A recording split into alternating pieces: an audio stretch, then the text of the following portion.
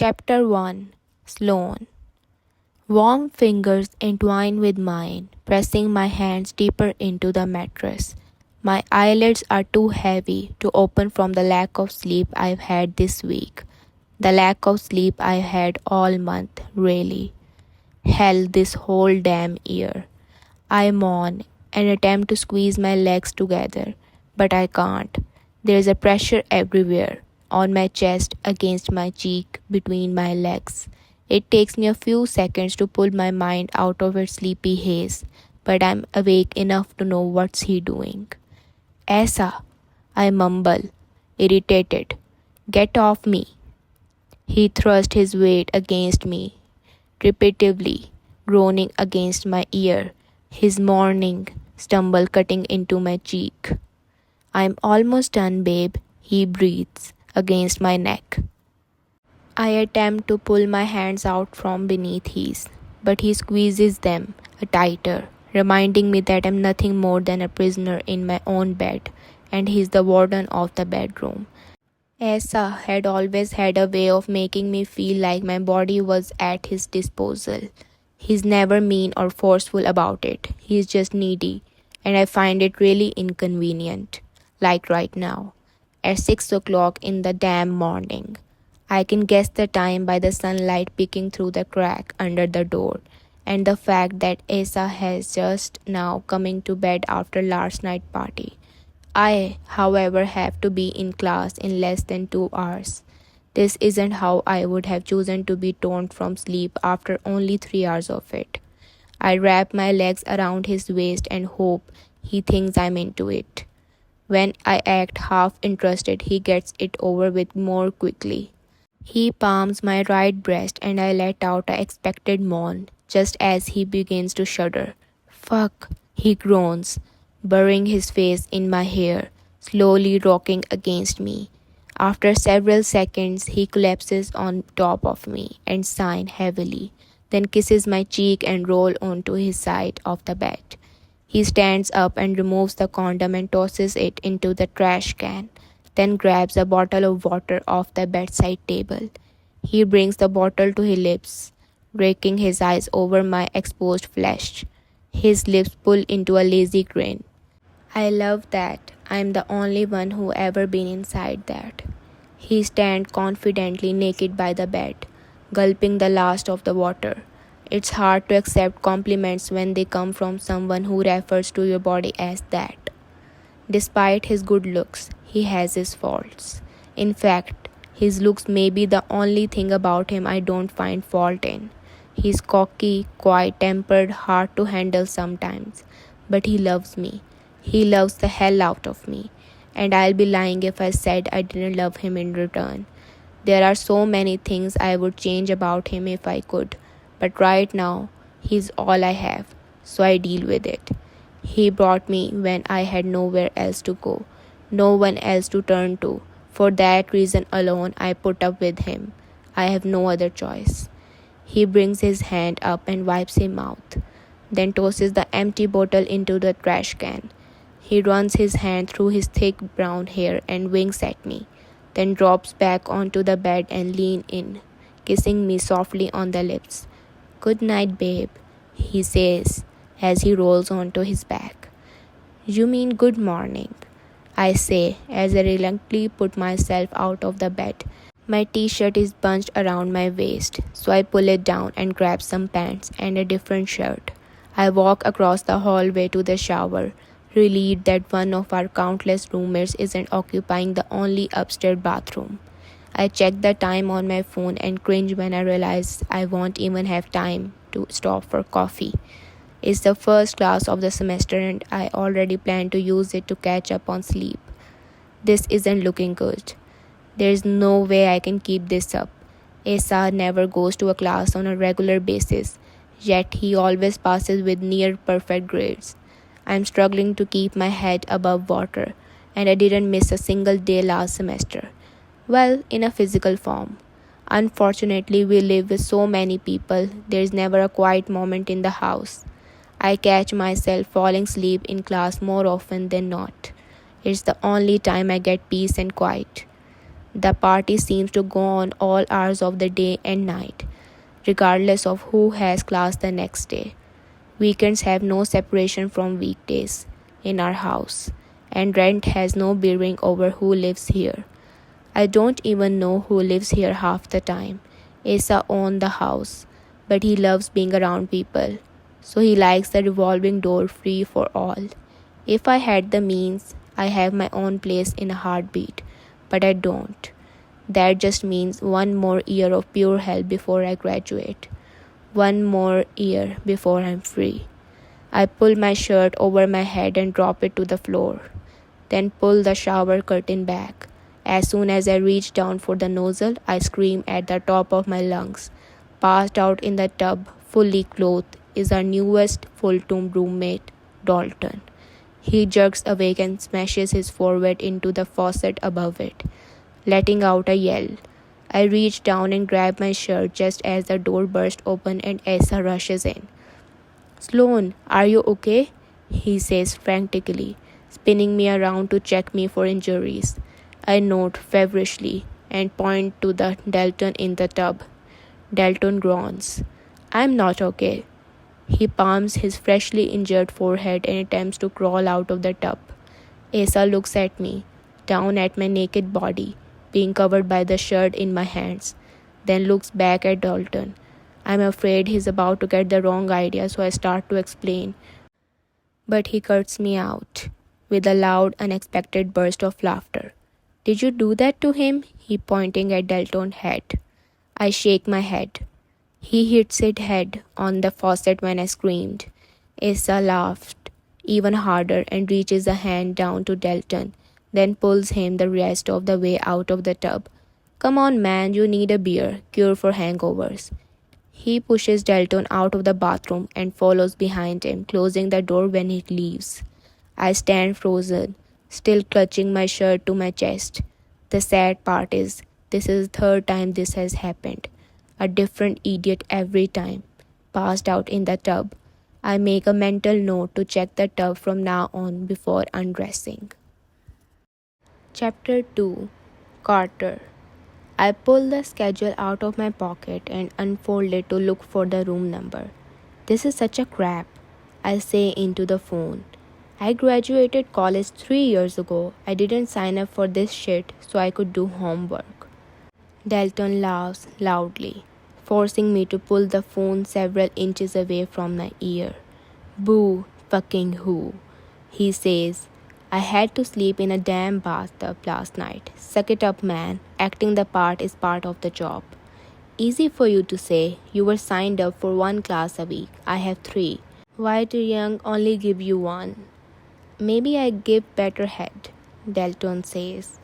I look down at my schedule and up at the number on the door in front of me, finding a match. "I gotta go. La clase de español." "Carter, wait." His tone is serious. Dalton clears his throat and prepares for his partner pep talk. I've been suffering through them on a daily basis since we started working together.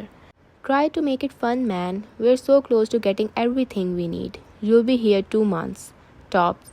Find a hot piece of ass to sit by. It makes the days go by faster." I look through the window of the classroom door. It's practically at full capacity with only 3 empty seats. My gaze immediately falls on a girl in the back of the room next to one of the empty chairs. Her dark hair is spilled over her face while she rests her head on her arms. She's asleep. I can sit by the sleepers. It's the incest stalker I can't tolerate. "Look at that. Already found me a hot piece of ass to sit by. I'll check in with you after lunch." I end the call and swing open the classroom door as I turn off the volume on my phone. I hoist the strap of my backpack onto my shoulder as I make my way up the steps to the back of the room. I squeeze past her to the empty seat, tossing my backpack on the floor and my phone onto the table. The sound my phone makes when it meets the solid wood jolts the girl from her sleep. She immediately sits up, wide-eyed. She looks around the room, frantic and confused, then down at the notebook on her desk. I pull the chair out and sit down next to her. She glares at my phone lying on the table in front of us, then looks at me. Her hair is a wild mess, and there's a shiny trail of drool running from the corner of her lip down her chin. She's glaring at me like I interrupted the only minute of sleep she ever had. "Late night?" I asked. Bent over and opened my backpack, pulling out the Spanish textbook I could more than likely recite from memory. "Is class over?" she asks. Her eyes narrowed at the book I'm placing on the desk in front of me. "Depends." "On what?" "On how long you've been passed out," I say. "I'm not sure which class you're here for, but this is a 10 o'clock Spanish class." She throws her elbows on the desk in front of her and groans, running her hands over her face. "I've been asleep for 5 minutes, that's it." She leans back into her seat and slouches down, resting her hand on the back of her chair. "Wake me up when it's over, okay?" She looking at me, waiting on me to agree. I tap my finger to my chin. "You got a little something right here." She wipes at her mouth and pulls her hand back to inspect it. I expect her to be embarrassed by the fact that she got drool running down her face. But instead, she rolls her eyes and tucks the sleeve of her shirt under her thumb. She wipes the puddle of drool off the table with her sleeve and then slouches back down in her seat, closing her eyes. I've been through college before. I know how it is, with the late nights. The partying, the studying, and never having time for it all. But this girl seems stressed to the max. I'm curious if it's due to maybe having a night shift or way too much partying. I reach down into my backpack and pull the energy drink out that I picked up on the way here this morning. I'm thinking she needs it more than I do. "Here." I set it on the desk in front of her. "Drink this." She slowly pries her eyes open as if her eyelids weighed 1,000 pounds each. She looks down at the drink, then quickly grabs it and pops the top. She gulps the content frantically like it's the first thing she had to drink in days. "You're welcome," I laugh. She finishes the drink and set it back on the table, wiping her mouth with the same sleeve she wiped away the drool with earlier. I'm not gonna lie, her unkempt, sloppily sexy demure is a major turn-on, in a weird way. "Thanks," she says, wiping the hair out of her eyes. She looks at me and smiles, then stretches her arms out behind her and yawns. The door to the classroom opens and everyone shifts in their seats, indicating the entrance of the instructor. But I can't take my eyes off her long enough to even validate his presence. She combs through the strands of her hair with her fingers. It's still slightly damp, and I can smell the floral scent of her shampoo when she flips her hair back over her shoulders. It's long and dark and thick, just like the lashes that line her eyes. She glances toward the front of the room and opens her notebook, so I mirror her movement and do the same. The professor greets us in Spanish, and we return his salutations in collective, broken responses. He begins giving instruction on an assignment when my phone lights up on the table between us. I look down at the incoming text message from Delton. "Does this hot piece of ass you sitting next to have a name?" I immediately flip the phone over, hoping she didn't read it. She brings her hand to her mouth to cover her laugh. "Crap," she read it. "Hot piece of ass, huh?" she says. "I'm sorry, my friend. He thinks he's funny, but also likes to make my life hell." She arches an eyebrow and turns it toward me. "So you don't think I'm a hot piece of ass?" With her facing me head on, it's the first chance I've actually had to get a good look at her. Let's just say I'm officially in love with this class now. I shrug my shoulders. "With all due respect, you've been sitting down since I met you. I haven't seen your ass." She laughs again. "Sloan," she says, extending her hands. I take her hand in mine. There's a small crescent-shaped scar on her thumb. I run my thumb across it and twist her hand back and forth, inspecting the scar. "Sloan," I repeat, letting her name roll off the tip of my tongue. "This is usually the point during the introduction that one would reply with their own name," she says. I glance back at her and then she pulls her hand away, looking at me inquisitively. "Carter," I reply, keeping in character with who I'm supposed to be. It's been hard enough referring to Ryan as Telton for the past 6 weeks, but I've gotten used to it. Calling myself Carter is another story. I more than once slipped up and almost used my real name. Mucho gusto, she says in an almost perfect accent, turning her attention toward the front of the room. No, the pleasure is mine, believe me. The professor instructed the class to turn to the closet partner and state 3 facts about the other person in Spanish.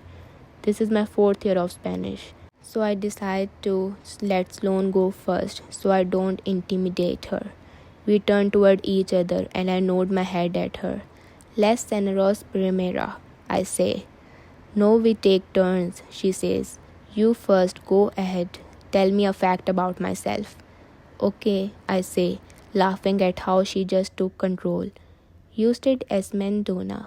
That's an opinion, not a fact, she states, but I'll give it to you. I'll tilt my head in her direction. You understood what I just said? She nods her head. If you intended to call me bossy, then yes. She narrows her eyes, but a tiny smile forces its way through. My turn, she says. Su comprena di clase es bella. I laugh. Just she complimented herself by telling me that my class partner is beautiful, I nod in unabashed agreement. Mi compañera de clase está correcta. I can see the blush rise to her cheeks, despite her tanned skin. How old are you? She asks. That's a question, not a fact, and in English, no less. I need to ask a question to get to the fact. You look a little older than most sophomore Spanish students. How old do you think I am? 23, 24, she says. She's not too far off. I'm 25, but she doesn't need to know that. 22, I say. Tiene 22 años, she says, stating her second fact about me. You cheat, I reply. You have to say that in Spanish if that's one of your facts about me. Usted engana. I can tell by the arc in her eyebrow that she wasn't expecting me to know that in Spanish. That's 3 for you, she says. You still have one more. Usted entró upuro. I laugh. You just accidentally called me a dog. She shakes her head. It wasn't an accident. Her phone vibrates, so she pulls it out of her pocket and gives it her full attention. I lean back in my chair and grab my own phone, pretending to do the same. We sit silently while the rest of the class finishes the assignment. I watch out of the corner of my eye as she texts, her thumbs flying quickly over the screen of her phone. She's cute. I like that I'm looking forward to this class now. 3 days a week doesn't seem like enough all of a sudden. There's a roughly 15 minutes left of the class and I'm doing my damn sets to keep myself from staring at her. She hasn't said anything else since she referred to me as a dog. I watch as she doodles into her notebook, not paying attention to a single word the instructor has said. She either bored out of her mind or she is somewhere else entirely. I lean forward, attempting to get a better look at her what she's writing. I feel nosy, but then again she did read my text earlier, so I feel justified. Her pen is frantically moving over the paper, possibly a result of the energy drink she downed. I read the sentences as she jots them down. She don't make a lick of sense, no matter how many times I read them. Train and buses stole my shoes, and now I have to eat raw squid. I laugh at the randomness of all the sentences sprawled across 4 pages, and she glances up at me. I meet her gaze and she grins mischievously. She looks down at her notebook and taps her pen against it. I get bored, she whispers. I don't have a very good attention span. I normally have a great attention span, but apparently not while I'm sitting next to her. Sometimes I don't either, I say. I reach across the desk and point her at her words. What is that, a secret code? She shrugs her shoulders and drops her pen, then slides the notebook closer to me. It's just something stupid I do when I'm bored. I like to see how many random things I can think of without actually thinking. The more they don't make sense, the more I win. The more you win? I ask, hoping for clarification. This girl is an enigma. How could you lose if you're the only one playing your game? Her smile disappears, and she glances away, staring down at the notebook in front of her. She delicately traces her fingers over the letter in one of the words. I wonder what the hell I just said to change her demeanor so drastically and so fast. She picks her pen up and hands it to me, shaking away whatever thoughts just darkened her mind. Try it, she says. It's highly addictive. I take the pen from her hand and find an open spot on her page. So I just write anything, whatever comes to mind? No, she says. The exact opposite. Try not to think about it. Try not to let anything come to mind. Just write. I press the pen to the paper and do exactly what she says. I just write. I dropped a can of corn down the laundry chute. Now my mother cries rainbows. I lay the pen down, feeling slightly stupid. She covers her mouth to stifle a laugh after she reads it. She turns to a fresh page and writes, You're a natural, then hands me the pen again. Thank you. Unicorn juice helped me breathe when I listen to disco. She laughs again and takes the pen from my hand just as the professor dismisses class. Everyone throws their book in their bags and slides out of their seats in a hurry. Everyone but us. We are both staring down at the page, smiling, not moving. She puts her hand on the notebook and slowly shuts it, then slides it down the table into her backpack. She looks back at me. Don't get up yet, she says as she stands up. Why not? Because you need to sit there while I walk away so you can determine whether or not I really am a fine piece of ass. She winks at me and spins around. Oh my god. I bite my knuckles and do exactly what she says, planting my eyes directly on her ass, and just my luck, it's perfect. Every bit of her body is perfect. I sit completely still as I watch her descend the stairs. Where the hell did this girl come from? And where the hell has been she all my life? I curse the fact that whatever just happened between us is all that could ever happen. Relationships never begin well with lies, especially lies like mine. She glances over her shoulder before she walks out of the door, and I bring my gaze back up to her eyes. I give her a thumbs up. She laughs and disappears out of the classroom door. I gather my things and attempt to get her out of my head. I need to be on point tonight. There's too much riding on this to be distracted by such a beautiful, perfect ass.